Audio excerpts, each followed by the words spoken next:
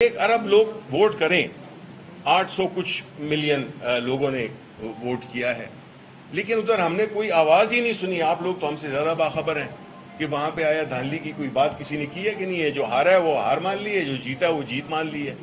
लेकिन यहाँ पे जो जीता हुआ है वो बाहर बैठा हुआ है, सड़कों पे है, और जो हारा हुआ है वो पार्लियामेंट के अंदर बैठा हुआ है। ये बड़ी मुश्किल हो जाती है और चेयरमैन से हम तवक्को यही करते हैं कि वो अपना रोल अदा करेंगे। और इस हाउस की जो रवायात हैं, देखिए रवायात ऐसी चीज़ है जो 1-2 दिन में नहीं बनती हैं।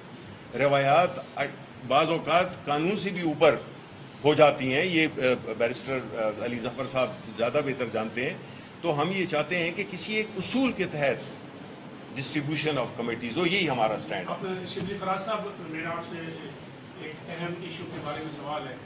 वो ये क्योंकि इस इशू पे आपने गहरी नज़र रखते हैं, आपका मुताला किया है, और मैंने इस बारे में अहमद फराज साहब ने पढ़ा है। मियां मोहम्मद नवाज शरीफ ने कल भारत के वज़ीर आज़म को कहा है कि आए दोस्ती का हाथ बढ़ाते हैं, दोस्ती की उन्होंने पेशकश की है भारत को। इसके बारे में आपका क्या कहना है? देखें, हम तो ये कहते हैं कि अगर हमने इस मुल्क की बेहतरी के लिए सिर्फ वही लोग फैसले कर सकते हैं जिनको कि अवाम ने मुंतखब किया हो, वो फॉर्म 47 की पैदावार ना हो। वो लोग जो कि इस मुल्क में आज अगर हमारा मुल्क जिस नहज पे खड़ा है, इसके जिम्मेदार बिलखुसूस 2 पार्टीज़ हैं, पाकिस्तान मुस्लिम लीग नून और पाकिस्तान पीपल्स पार्टी। हम सिर्फ 3 साल के लिए आए थे, 3-3.25 साल के लिए। तो जो मुल्क की इस वक्त महाशी बदहाली है, जो इदारों का तबाह होना है, जिसमें कि अभी हम जिक्र भी कर रहे थे कि ये एक आध इदारे रह गए थे, जिस तरह से आपको पता है वो चीज़ें हो रही हैं, वो इस मुल्क का जो फैसला है वो एक शख्स ने नहीं करना, वो सब ने मिल के करना है। नहीं, तो भारत की नई हुकूमत, आपका क्या मौक़िफ़ है सर पाकिस्तान? देखिए पहली बात तो ये है कि भारत का अगर हमारा एक हमसाया है, आपने देखा है कि वहाँ पे अभी भी इलेक्शन हुए हैं, नई हुकूमत बनी है, हमें उनसे गर्ज नहीं है, ये उनका मसला है। लेकिन हम ये एक बात ज़रूर कहना चाहेंगे कि आपने देखा कि तकरीबन 1 अरब के करीब वोटर्स हैं उनके, 1 अरब से थोड़े से कम वोटर्स हैं उनके।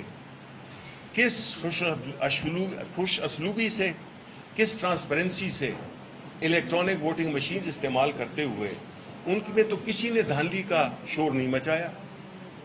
तो हमें चाहे वो हमारे दुश्मन ही क्यों नहीं हो, उनकी अच्छी बातें सीखनी चाहिए। क्यों है? इस वजह से कि डेमोक्रेसी वहाँ पे इसीलिए चल रही है कि उनके जो इंतखाबात हैं वो नॉन कंट्रोवर्शियल होते हैं।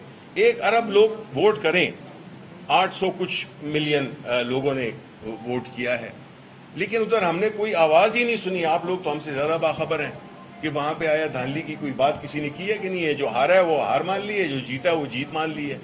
लेकिन यहाँ पे जो जीता हुआ है वो बाहर बैठा हुआ है, सड़कों पे है, और जो हारा हुआ है वो पार्लियामेंट के अंदर बैठा हुआ है।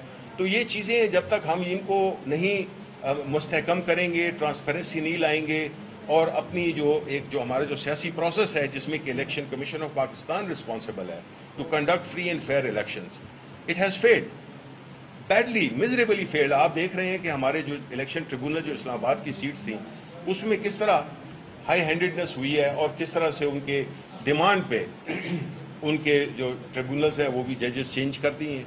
तो देखिए ये चीज़ें हैं कि हमें अपने गरेबान में देखना होगा कि हमें कहाँ कहाँ काम करना है। जब तक सियासी निज़ाम, सियासी इदारे, इलेक्शन का प्रोसेस ये ट्रांसपेरेंट नहीं होगा, तो आप किसी से भी हाथ मिला लें, आपका हाथ जो है ना उसको उसकी कोई हैसियत नहीं होगी। Thank you.